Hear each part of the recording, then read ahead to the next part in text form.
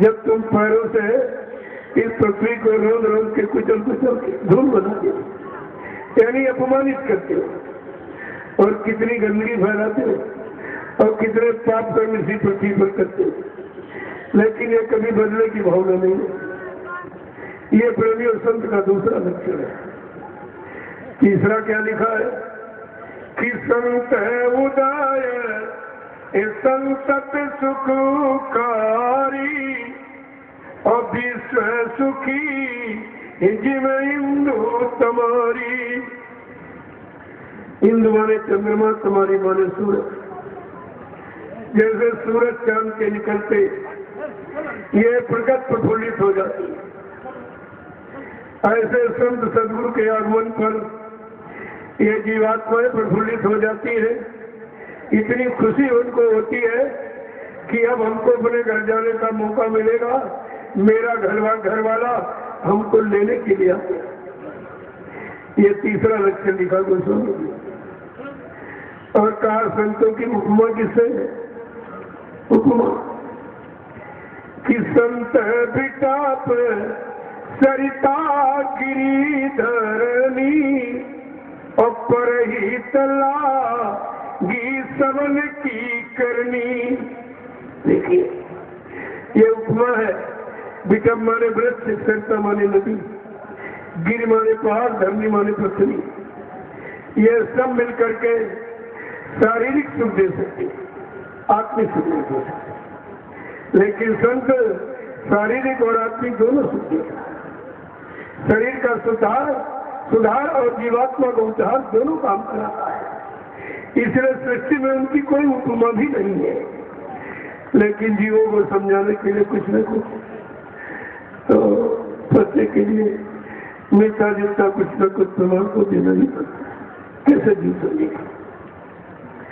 तो चौथा लक्षण क्या बताया गोस्वामी जी ने कि संत है हृदय नवनीति समाना और कहा कभी ने पर कहा न जाना।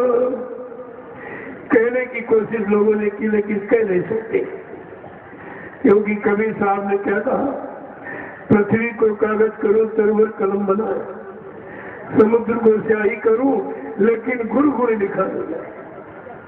गुरु की दया के गुण को यहाँ बखान नहीं किया जा सकता है, और कहा वो अकथनीय है, अवर्णीय है, अनिवर्चनीय है।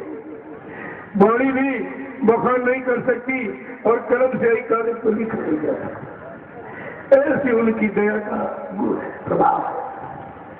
देखिए तो भी यानी संत का हृदय मक्खन की तरह ठंडा, एकदम शीतल, कोई काम नहीं, क्रोध नहीं, लोभ नहीं, मोह नहीं, अहंकार नहीं, ईर्ष्या द्वेष नहीं, कुछ कोई कामना वासना इच्छा अभिलाषा ख्वाहिश तमन्ना मरा कुछ नहीं। इन सबसे परे, इन सब का जो अंत कर दे उसको संत कहते हैं। यह है संत की परिभाषा। तो आप तो कुछ नहीं समझ पाए। तो लेकिन ये भी उपमा उनके लिए कमजोर है, क्योंकि मक्खन को जब अग्नि का सहयोग मिलेगा तब पिघलेगा, लेकिन संत जीवों के दुख को देखकर ही पिघल जाते हैं। उनके यहाँ कोई उपमा ही नहीं है। जब उपमा नहीं तो तुम कैसे जान पाओ? तुम धोखे में इसी ले गए हो, तुमने कभी संतों के इतिहास को पढ़ा नहीं था, संत मत को तुमने जाना नहीं था, क्योंकि यहाँ तीनों युगों से काल मत की प्रधानता है, और 5,500 वर्ष कलयुग के निकले उसमें भी काल मत की प्रधानता। जब दयाल आए ही नहीं थे तो दयाल मत की जानकारी तुमको होती कैसे? लेकिन 750 वर्ष हुए तब से दयाल मत का आपके सामने पूरा प्रचार, उनकी हमदर्दी को खोल के सबके सामने रखा जाता है। ये काल नगरी में आए हैं दयाल के काम को करने के लिए, उनके हुक्म आदेश का पालन करने के लिए आए, और जब तक हुक्म आदेश का पालन नहीं हुआ तब तक जाएंगे नहीं। ये भी बात है। जैसे तुमने शोर मचा दिया, चले गए, तो ये काम हो गया था। अभी तो किसी काम की शुरुआत भी नहीं हुई।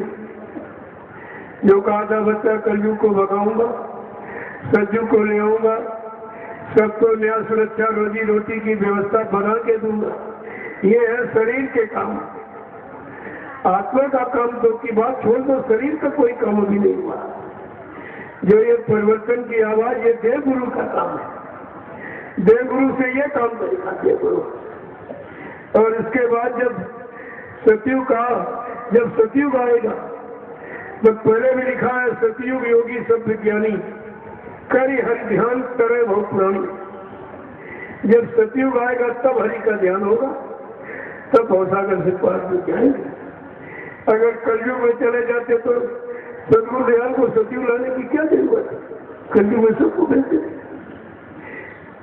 जो मर्यादा जिस युग की है उस मर्यादा का कभी खंडन नहीं होता है। वो समर्थ है असीम पुरुष, फिर भी सीमा में रहकर पूर्ण मर्यादा में काम करते। सदगुरु दयाल चाहे तो अपने जीवों को सदे ले जा सकते हैं, देह सहित और किसी बीच के मंडल पर ठहराकर उसके द्वारा किए गए मनसा वाचा कर्मणा पाप पुण्य कर्मों को वहीं पर अदा करा देंगे और काल को भनक भी नहीं पड़ेगी। ऐसी गुप्त सुरंगें हैं, लेकिन ऐसे असुम पुरुष होते हुए भी सीमा में रहते, मर्यादा में रहते नहीं होते तो सब काम हो जाए।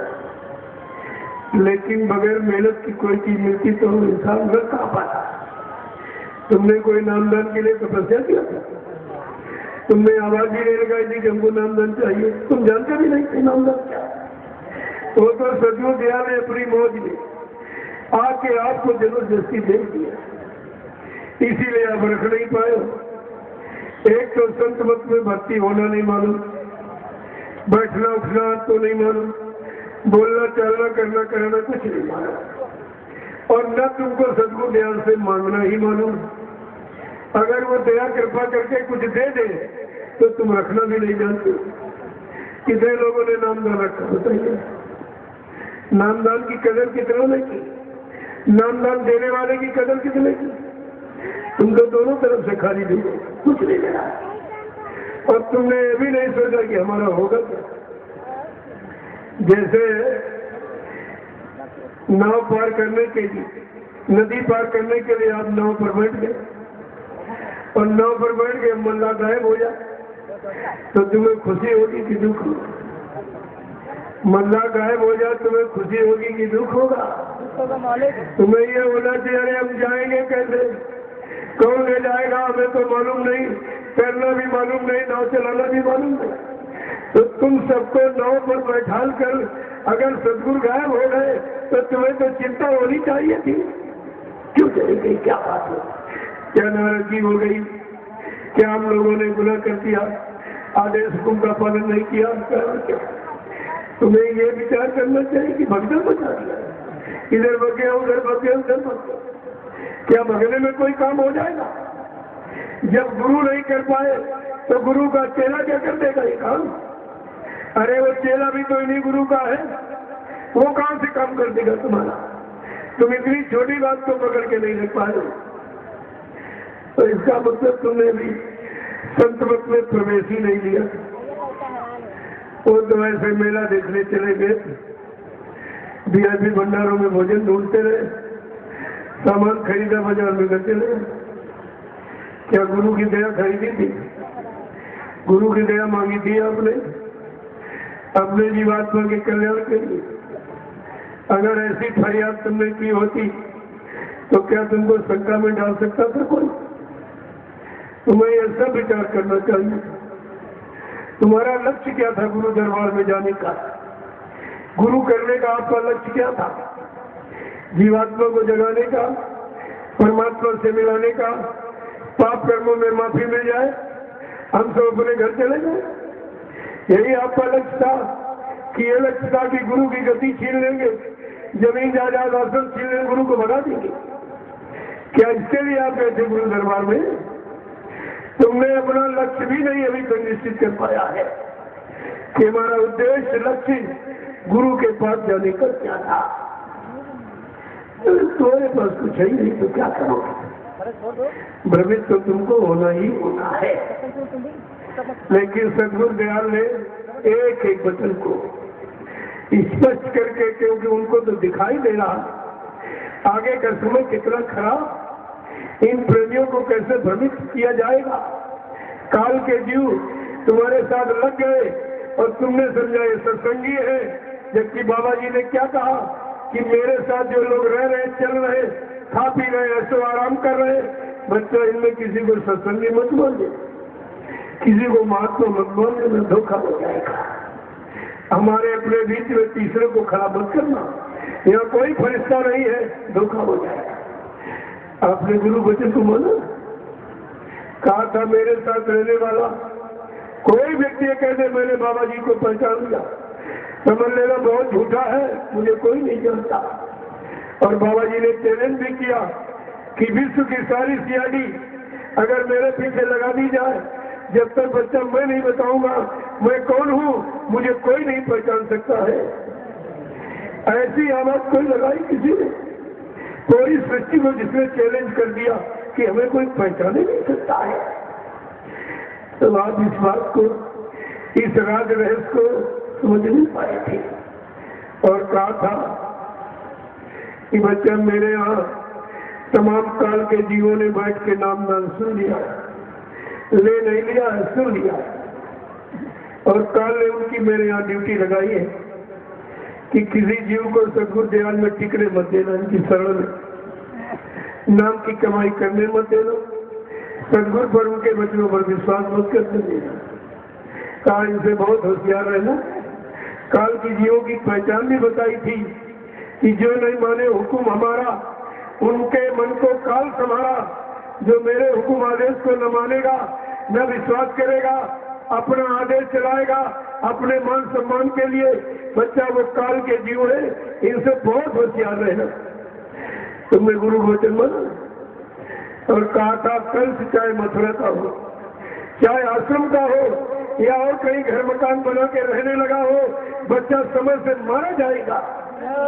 ये सब तुमको पहले से बताया जा चुका है, लेकिन तुमने उसे सुना ही नहीं था, समझा ही नहीं था तो क्या हो रहा। तुम तो भाषण भी समझते थे, जबकि आने वाली और होने वाली घटना का हवाला गुरु पेश करता है। यह सब जानकारी आपको रखनी चाहिए, लेकिन तुमने सब कुछ नहीं रखा। थोड़ा बहुत अगर हो तब भी तुम्हारा काम कुछ हो जाता, लेकिन बताओ ये भी वचन तुमने नहीं रखा, जबकि तुमको कितने दृष्टांत बताए थे कि बच्चा गुरु भक्त कौन होता सच्चा। कहा था एक गुरु भक्त के अंदर एक इच्छा उठी कि नदी के उस पार क्या हो रहा, तो उसने नाव का सहारा ले लिया। जब नाव पर बैठ के थोड़ी दूर चला तो उधर तूफान दिखाई दिया आता हुआ, और तैर नहीं पाता था, घबरा उठा। घबराहट में अपने अंदर गुरु को याद कर रहा। अंदर गुरु ने देखा कि आज तक तो कभी नहीं याद किया, ऐसी मुसीबत में याद करना, जरा परीक्षा लेके देखे कि ऐसी मुसीबत में ये मेरा ही हाथ पकड़े रहेगा या और किसी दूसरे का हाथ पकड़ लिया, दूसरे की शरण में चला जाएगा। तो गुरु ने परीक्षा के लिए नदी से घाट उठाया, पकड़ ले मेरा हाथ, मैं तुझको बचा लूंगा। कह रहा तुम कौन हो? कहा मैं भगवान खुदा। कहा मैंने भगवान खुदा को देखा, मैंने भी आंखों से अपने गुरु को देखा। अगर गुरु मेरा सामने आ जाए तो मालूम, वैसे किसी के लालच में आने वाला नहीं हूं। थोड़ी दूर नाव चली, आगे तूफान और तेज आता दिखाई दिया। फिर बेचारा घबरा के गुरु को याद किया। गुरु ने कहा जरा फिर देखे परीक्षा लेके, ऐसी स्थिति में ये मेरा ही हाथ पकड़े रहेगा, किसी और दूसरे का हाथ पकड़ ले।